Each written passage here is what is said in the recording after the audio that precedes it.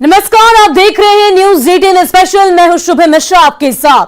Super power America की नींद उड़ी हुई है और इसकी वजह है सिर्फ और सिर्फ एक सवाल ये कि अगर परमाणु बम फटा तो क्या होगा। इस खतरनाक सवाल का जवाब तलाशने के लिए रोज व्हाइट हाउस में मीटिंग की जा रही है और जो बाइडेन की पूरी सरकार पुतिन के परमाणु बम का काट खोजने में लगातार जुटी हुई है। न्यूक्लियर बम का डेंजर मीटर आखिर क्या कहता है? अमेरिका में न्यूक्लियर सुनामी का रेड अलर्ट क्यों है? तमाम सवालों के जवाब जानने के लिए हमारी ये स्पेशल रिपोर्ट देखिए।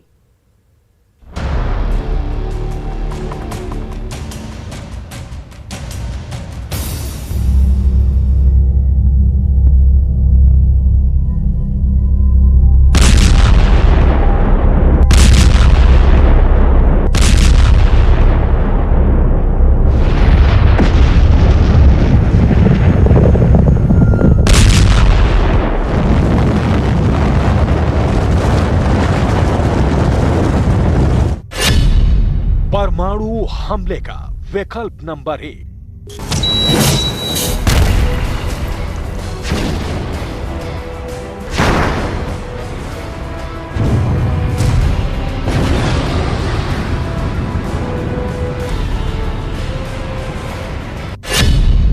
परमाणु हमले का विकल्प नंबर 2।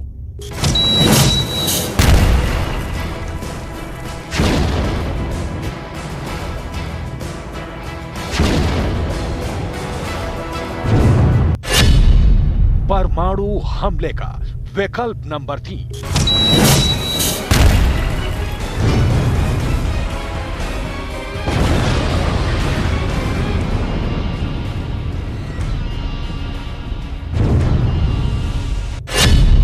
परमाणु हमले का विकल्प नंबर 4।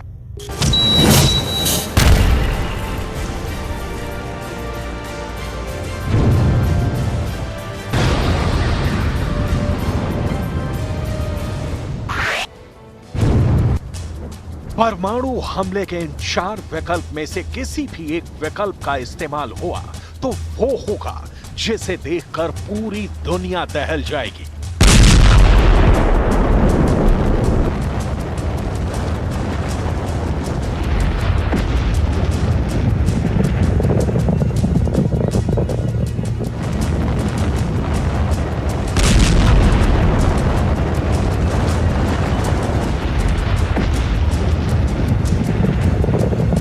अगर न्यूक्लियर वार का नंबर आ गया तो दुनिया की तस्वीर पूरी तरह से बदल जाएगी।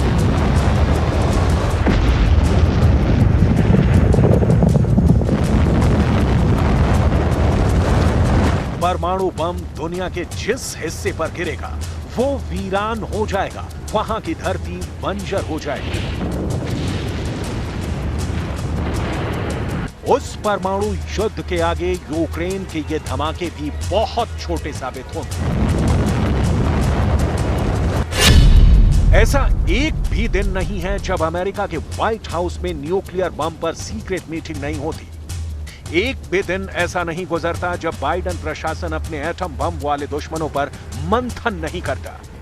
बाइडेन के ऑफिस में रूस के राष्ट्रपति पुतिन की रणनीति पर चर्चा तो होती है, शी जिनपिंग के न्यूक्लियर पावर पर भी प्रेजेंटेशन दिया जाता है।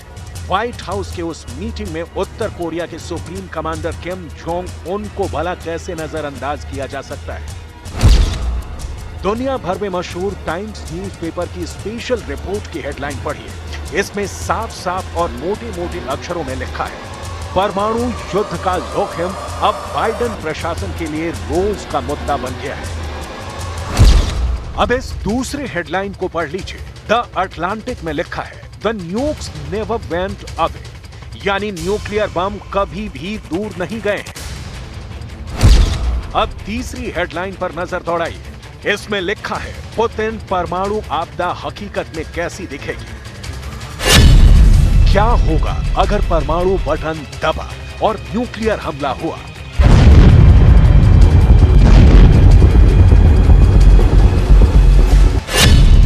पुतिन के टारगेट पर दुनिया के कौन कौन से शहर होंगे।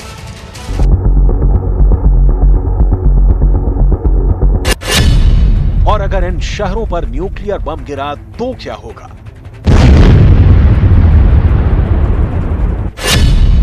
New York, Paris, Washington DC, London, Berlin, Chicago, California, Los Angeles.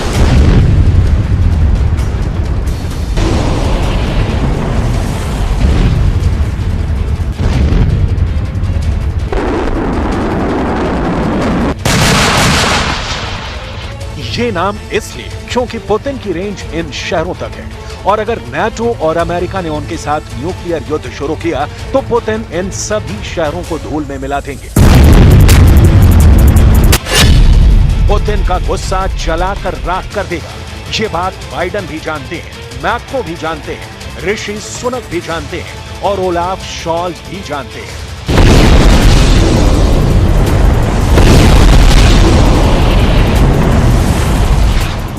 Putin की न्यूक्लियर कमांड इस वक्त पूरी तरह एक्टिव है। वो अपने तमाम खतरनाक न्यूक्लियर हथियारों और उनके डिलीवरी सिस्टम को पूरी तरह परख चुके हैं। ऐसे में सबसे बड़ा सवाल है कि अगर न्यूक्लियर बम वाला हमला हुआ तो नाटो के शहरों का क्या हाल होगा? यह रिपोर्ट बहुत गौर से देखिएगा। सबसे पहले बात अमेरिका की आर्थिक राजधानी न्यूयॉर्क की।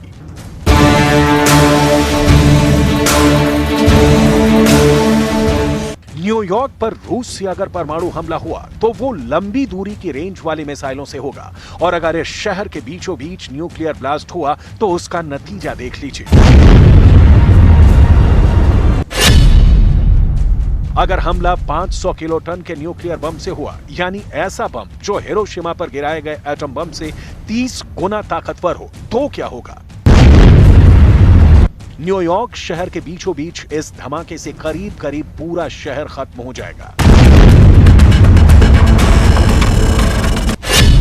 न्यूयॉर्क पर बम गिरा तो शहर के सेंटर में सभी इमारतें धूल में तब्दील हो जाएंगी। पीले और लाल हिस्से में जो कुछ होगा वो पूरी तरह तबाह हो जाएगा। इस दायरे में हर इंसान मारा जाएगा। हरे रंग वाले हिस्से में रेडिएशन से लोग मारे जाएंगे। नीले हिस्से में भी इमारतें ढह जाएंगी। ऑरेंज वाले हिस्से में, जिसमें एम्पायर स्टेट की बिल्डिंग भी है, वहां जो भी होगा बुरी तरह जल जाएगा। ऐसे हमले में न्यूयॉर्क की पहचान यहां की स्काईलाइन, जिसमें ट्रंप टावर भी होगा, और वो तमाम बिल्डिंग होंगी जो हम हॉलीवुड मूवीज में देखते आए हैं, सभी जमींदोज हो जाएंगी। इस हमले में 7 लाख से ज्यादा लोगों की मौत होगी। 11 लाख से ज्यादा लोग बुरी तरह जख्मी हो जाएंगे।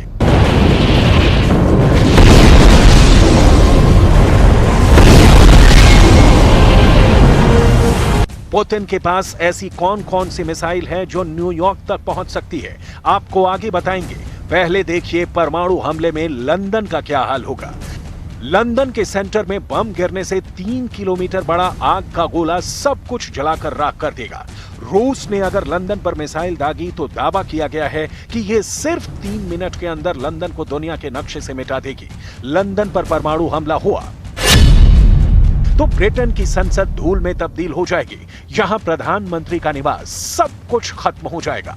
बकिंघम पैलेस से लेकर लंदन का ऐतिहासिक पुल जब ढह जाएगा, इस हमले में 4 लाख से ज्यादा लोग फौरन मारे जाएंगे, जबकि 9 लाख की आबादी बुरी तरह जख्मी हो जाएगी, यानी उनके तीसरे डिग्री के जलने वाले जख्म होंगे। इनमें से भी ज्यादातर लोगों की कुछ ही देर बाद मौत हो जाएगी।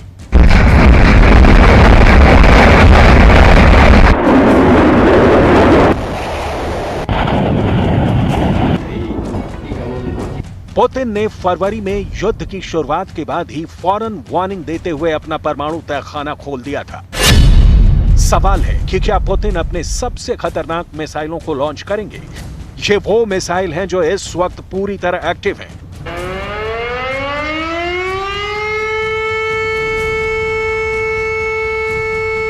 रूस के लगातार हमलों के बीच ज़ेलेंस्की की लाचारी, नाटो की मजबूरी और पुतिन पर लग रहे दादागिरी वाले इल्जाम और न्यूयॉर्क को परमाणु हमले के खिलाफ तैयार करने वाली बातें, इन सबको समझाने के लिए आपको दिखाते हैं पुतिन का परमाणु तहखाना, जिसमें मोबाइल लॉन्चर वाली इस्कंदर मिसाइल है। इसकी रेंज 500 किलोमीटर है। बहुत ही घातक मिसाइल है ये। पनडुब्बी से दागी जाने वाली बुलावा मिसाइल, रेंज 8000 किलोमीटर से भी ज्यादा। RS-36 सैटर्न, जिसे पुतिन का शैतान भी कहते हैं, रेंज सबसे ज्यादा 16000 किलोमीटर। RS-28, इसकी रेंज 10000 किलोमीटर से भी ज्यादा है। लेकिन इनसे भी खतरनाक और पुतिन की सबसे गेम चेंजर मिसाइल RS-24, जंगल में छुपते हुए आगे बढ़ता हुआ यह ट्रक ही इसका एक लॉन्चर है। इसकी एक लॉन्चिंग टेस्ट पुतिन जंग शुरू होने से पहले दिखा चुके हैं। यूक्रेन युद्ध के दौरान इसका असली प्रैक्टिकल भी देखने को मिल सकता है। पूरी दुनिया बस इसी डर से घबराई हुई है। RS-24 यार्ड्स की रेंज 11000 किलोमीटर से भी ज्यादा है। ये पुतिन की सबसे आधुनिक लैंड बेस्ड मिसाइल है। वहीं पुरानी UR-100 स्टेलेटो अब भी भरोसेमंद मिसाइल है। रेंज 10000 किलोमीटर से ज्यादा है।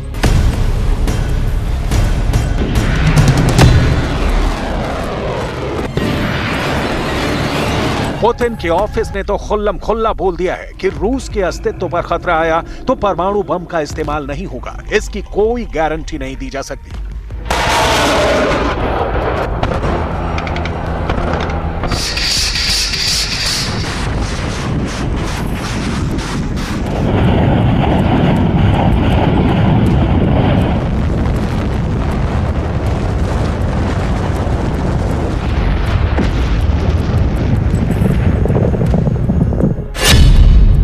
ये है टोपोल इंटरकॉन्टिनेंटल बैलिस्टिक मिसाइल, जिसकी रेंज है 11000 किलोमीटर। और इसी मिसाइल का नया वर्जन टोपोल M, बेहतर गाइडेंस के साथ इसकी भी रेंज 11000 किलोमीटर है।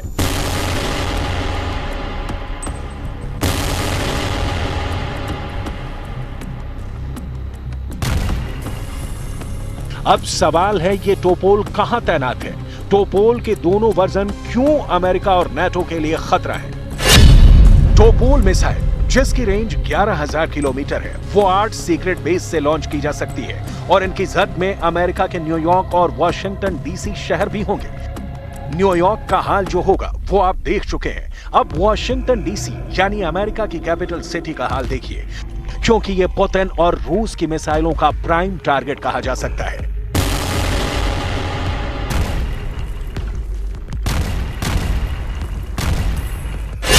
वॉशिंगटन DC के सेंटर में व्हाइट हाउस जर्रे जर्रे में तब्दील हो जाएगा।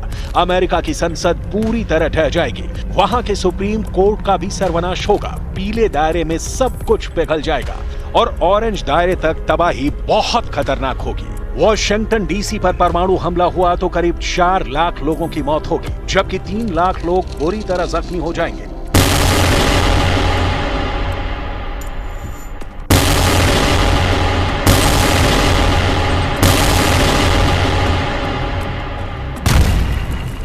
इन हमलों में जो भी बच जाएंगे वो धीमी मौत मरते चले जाएंगे।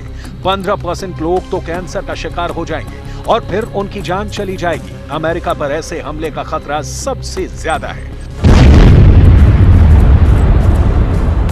वॉशिंगटन DC और न्यूयॉर्क ऐसे शहर हैं जो दुनिया के सबसे बड़े पावर सेंटर कहे जाते हैं। न्यूयॉर्क तो ऐसा शहर है जो कभी सोता नहीं, जहां की रौनक दुनिया भर में मशहूर है। टाइम्स स्क्वायर से लेकर मैनहट्टन की गगनचुंबी इमारतें, जहां बिजनेस सेंटर और अपना ऑफिस खोलना दुनिया की बड़ी बड़ी कंपनियों का ख्वाब होता है। जिस शहर की स्काई लाइन दुनिया हॉलीवुड मूवीज में देखती आई है, वहां का मल्टी स्टोरी मेट्रो नेटवर्क और उसमें रोज सफर करने वाले लाखों लोग, वो शहर जिसकी तरक्की देखकर दुनिया भर के देश अपने शहरों की प्लानिंग करते हैं। ऐसे शहरों पर परमाणु हमले की बातें हवा में नहीं की जा रही। अमेरिका से लेकर यूरोप और एशिया तक दुनिया की तमाम मीडिया इसी सवाल को लेकर लेख छाप रही है। एक्सपर्ट अपने कमेंट दे रहे हैं। ये बताता है कि दुनिया पर न्यूक्लियर हमले के खतरे को कितनी संजीदगी से लिया जा रहा है।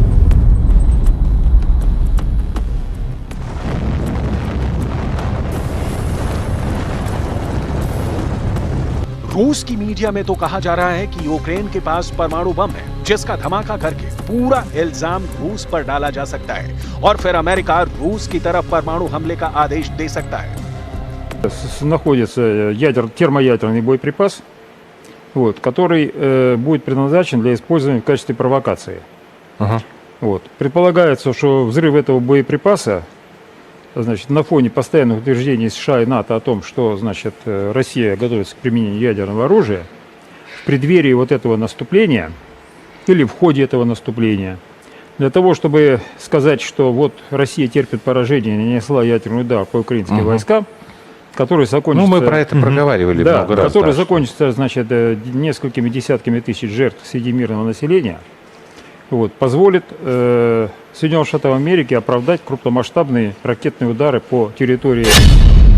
इन सभी फसाद की जड़ और न्यूक्लियर खतरे की शुरुआत यूक्रेन से हुई है और यूक्रेन पर हमले की तैयारी रूस ने 1-2 साल में नहीं की है।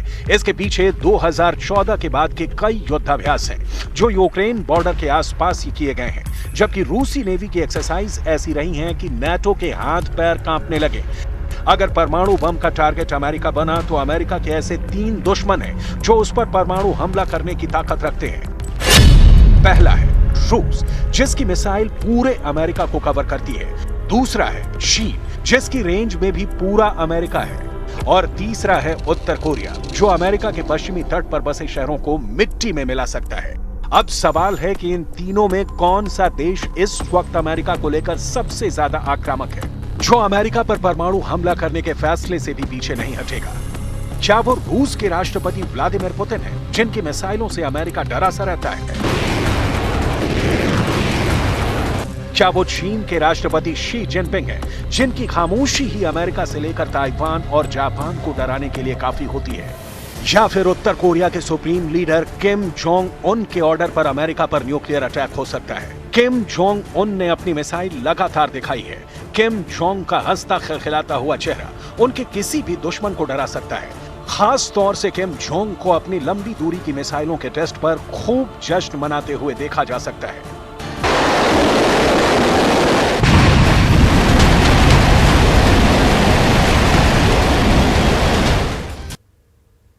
और हमारी अगली खास रिपोर्ट हथियारों की चोर बाजार पर है और इस चोर बाजार पर पुतिन के कमांडर काद्रिव का पूरी तरह कंट्रोल हो चुका है। रिपोर्ट है कि व्लादिमीर पुतिन के ऑर्डर के बाद यूक्रेन से बरामद कई हथियार अब चोर बाजार में बेचे जा रहे हैं और इसका सबसे बड़ा खरीदार ईरान बन चुका है।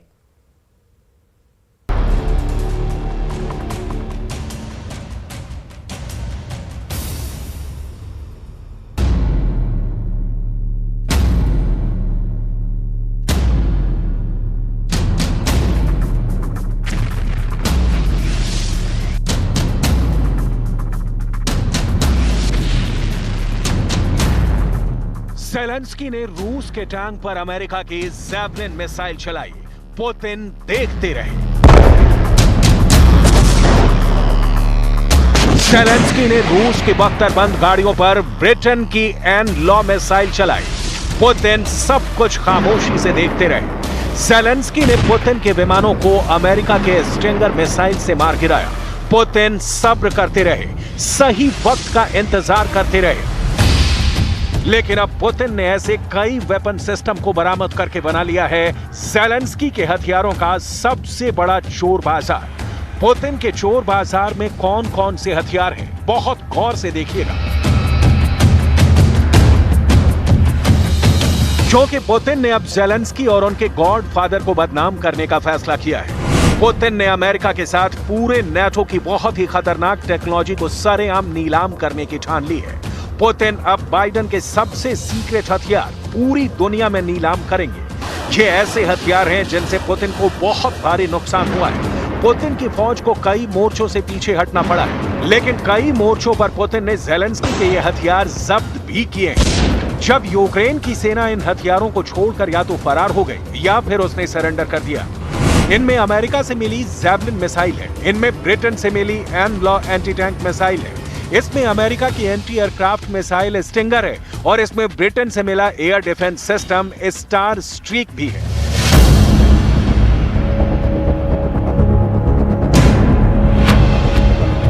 इन 4 हथियारों को लेकर जो बहुत बड़ी रिपोर्ट छप रही है, जो ज़ेलेंस्की के लिए बहुत बड़ी बदनाम करने वाली बातें हैं। अमेरिका से लेकर यूरोप और इजराइल से लेकर एशिया के तमाम अखबारों में यह रिपोर्ट है कि रूस ने ईरान को वो हथियार सौंपने शुरू कर दिए हैं जो अमेरिका ने ज़ेलेंस्की को सौंपे थे। ज़ेलेंस्की की फौज उन हथियारों को मैदान में छोड़कर भागी और वो हथियार अब ईरान के कब्जे में है।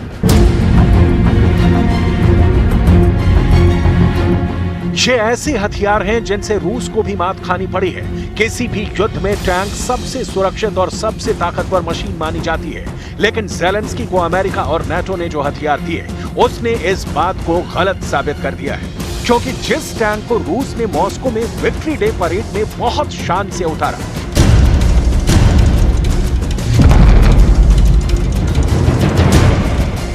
जिस टैंक को पुतिन ने रूस की बख्तरबंद फौलाद वाली ताकत का नायक बताया, हुर्रा!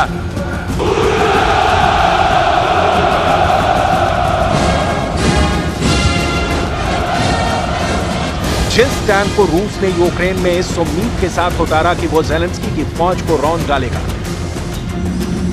वो ऐसे ही हथियारों के हाथों बहुत सस्ते में मारा गया। यूक्रेन की फौज ने पुतिन के नए नवेले टैंकों को तबाह कर दिया। इस वीडियो ने यूक्रेन की वॉर जोन से लेकर मॉस्को में रक्षा मंत्रालय तक भूचाल ला दिया। यह यूक्रेन के खार्किव का वीडियो है, जहां रूस के T-90M टैंक को यूक्रेन की फौज ने एक ऐसी ही मिसाइल से उड़ाया जो उसे अमेरिका ने सप्लाई की थी। इस टैंक की हालत देखिए। किसी भी टैंक कमांडर को जो टैंक की ताकत को बहुत अच्छी तरह से समझता है, उसे T-90M के इस हश्र को देखकर बहुत अफसोस हो रहा होगा।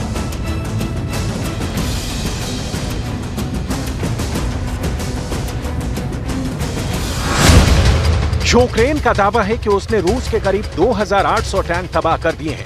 ये आंकड़े कुछ बढ़ा चढ़ा कर दिखाए लगते हैं, लेकिन इसके आधे टैंक भी अगर रूस ने यूक्रेन में खोए हैं तो वो बड़ा नुकसान कहा जाएगा। यही वजह है कि रूस अब जैवलिन और एन-लॉ जैसी मिसाइलों को ईरान भेज रहा है, ताकि ईरान उसकी नकल करके एक नई मिसाइल तैयार कर ले। जाहिर है ये पुतिन और इब्राहिम रईसी के बीच हुई मीटिंग में तय हुआ होगा, क्योंकि ईरान भी अब पश्चिमी देशों वाली तकनीक चाहता है।